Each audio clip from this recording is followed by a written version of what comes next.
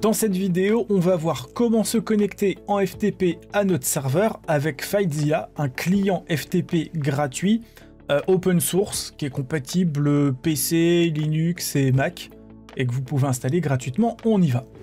Alors, dans un premier temps, il faut télécharger FileZilla. Donc, vous vous rendez sur le site filezilla-project.org. Je vous ai mis un petit lien dans la description. Je vais cliquer sur le bouton Download FileZilla Client.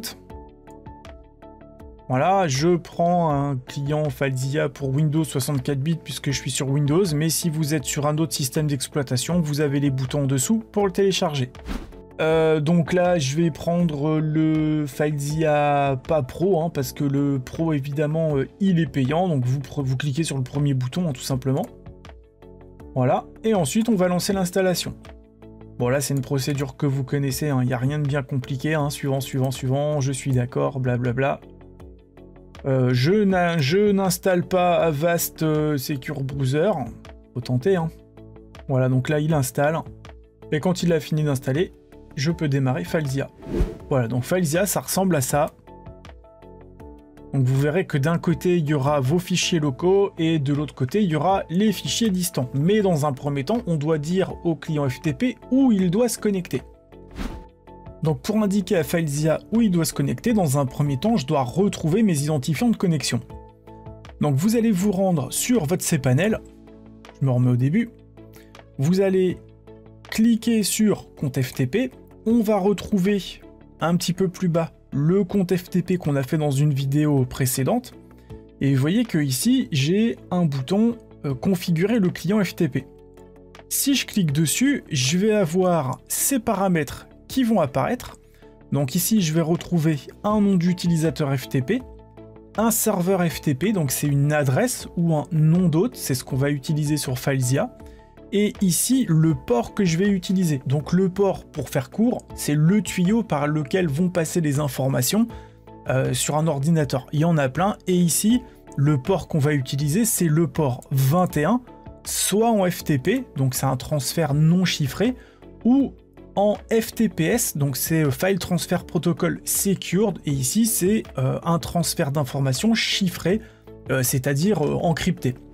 Vous allez ouvrir votre FileZilla, vous allez vous rendre sur Fichier, gestionnaire de site.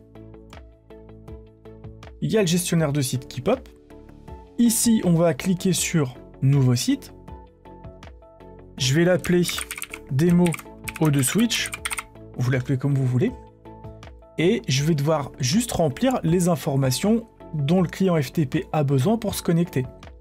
Donc le protocole, ça va être FTP. Le nom d'hôte, c'est l'adresse que j'ai ici sur O2Switch en face de la ligne serveur FTP, donc je fais juste un petit copier-coller. Le port, ça va être 21. Le chiffrement, vous allez mettre FTP explicite sur TLS si disponible. Le nom d'utilisateur, il est là. Et le mot de passe, je l'ai sur un fichier à côté de moi. Voilà, c'est pas plus compliqué que ça. Et si j'ai pas fait de bêtises, alors je vais cliquer sur OK pour valider. Et donc là, je vais pouvoir faire à nouveau gestionnaire de site et je vais cliquer sur démo O2Switch. Voilà, et donc là, mon client FTP s'est bien connecté à mon serveur distant.